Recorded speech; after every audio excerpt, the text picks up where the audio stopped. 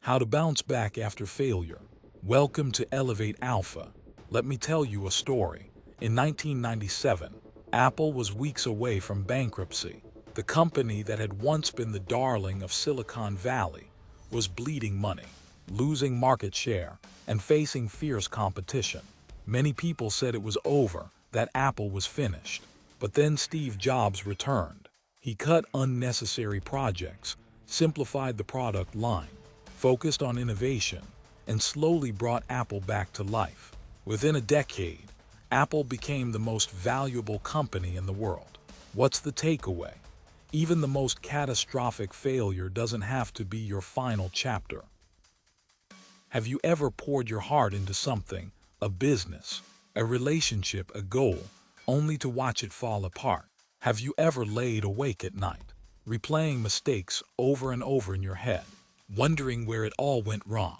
And most importantly, have you ever felt like maybe you're just not cut out for success? Here's the truth most people don't want to admit.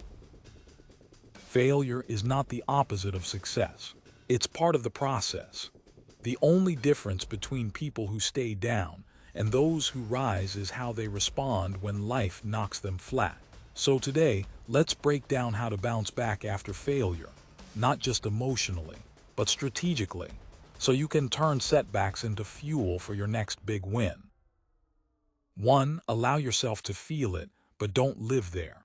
When failure hits, your first instinct might be to numb it, deny it, or pretend it doesn't hurt. But pushing pain away only makes it fester. Instead, give yourself a short window to feel the disappointment, frustration, or even embarrassment. Write it out in a journal. Talk it out with someone you trust. Acknowledge it, then decide when you'll stop replaying it. 2. Step back and get perspective.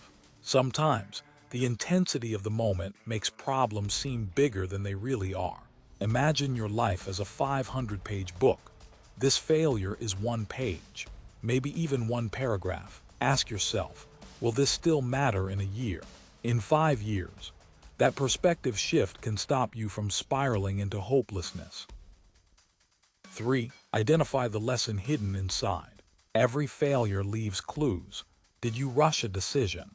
Ignore red flags? Lack certain skills? Be brutally honest with yourself. The goal is not to judge yourself, it's to gather data. This is your failure report. The faster you extract the lesson, the faster you can improve your strategy for next time. 4. Rebuild your confidence through small wins. After failure, self-doubt creeps in fast. The best antidote: collect small victories.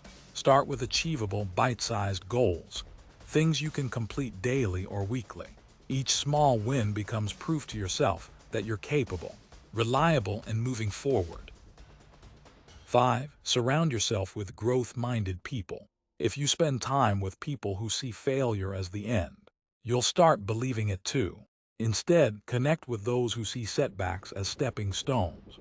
Their mindset will rub off on you and fuel your resilience. 6. Create a new action plan and start immediately. Don't wait until you feel ready.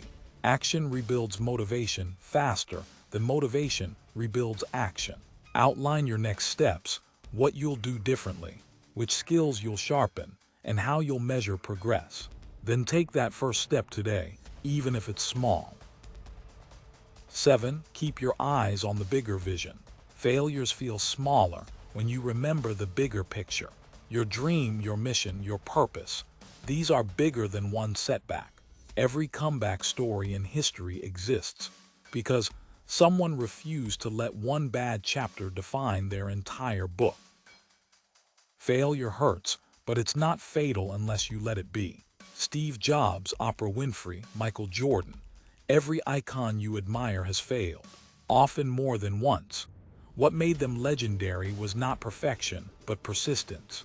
So the next time life knocks you down, remember, your comeback has the power to be stronger than your setback if you choose to rise.